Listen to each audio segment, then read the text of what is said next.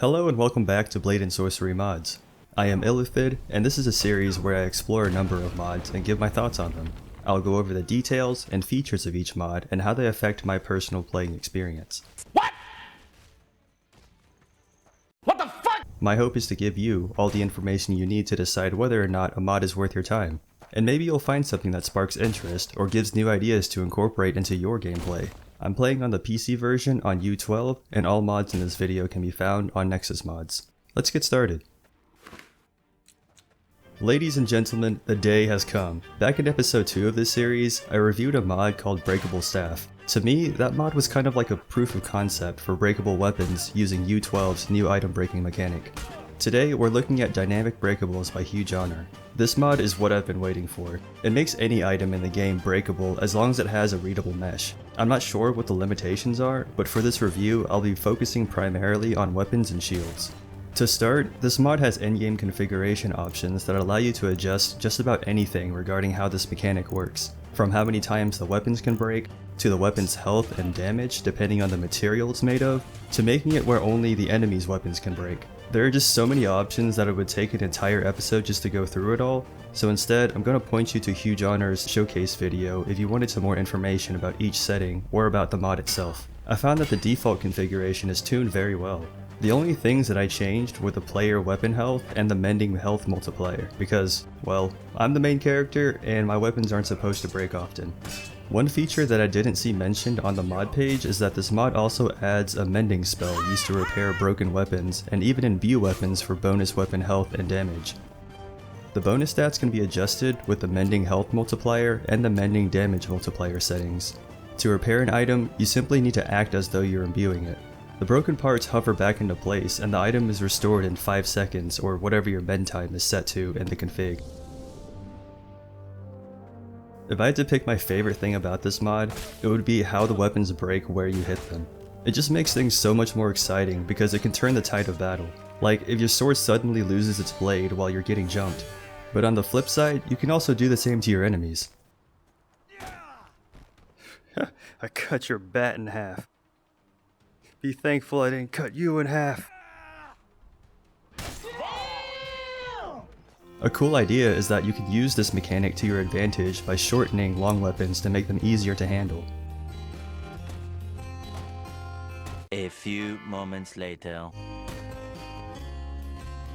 So far, I've only used the default weapons and weapons from the medieval mega pack, and they're all compatible with this mod. I imagine that most weapon mods will be compatible with this because all it needs is a readable mesh of the weapon models.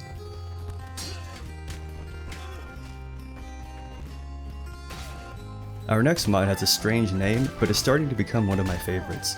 This is Merges Spells Up, created by Nishka and uploaded by user Nishka76. It adds 2 spells to your spell wheel, which are the Fire and Lightning merge spells.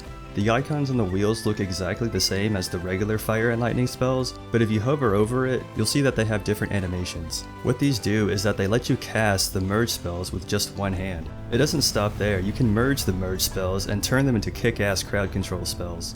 While the Fire merge spell functions the same, the Lightning merge spell now applies pushback. I wonder if I can fly with it. Whoa!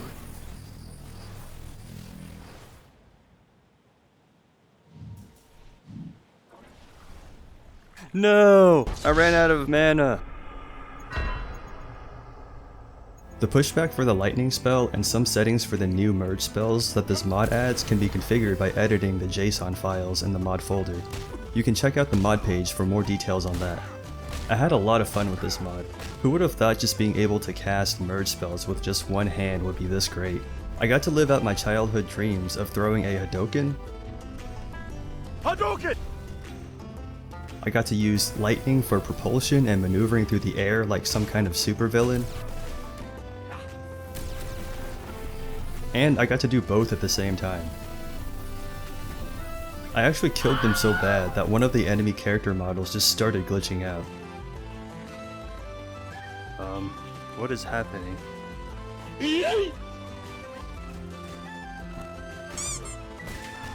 Oh, she's back!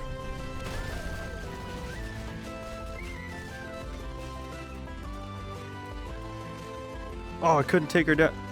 She's too fast. Yoink. She took my wheelbarrow! But in the end, she still was no match for me with this mod. What's wrong with that model? It's like every time that chick comes out, she just like teleports.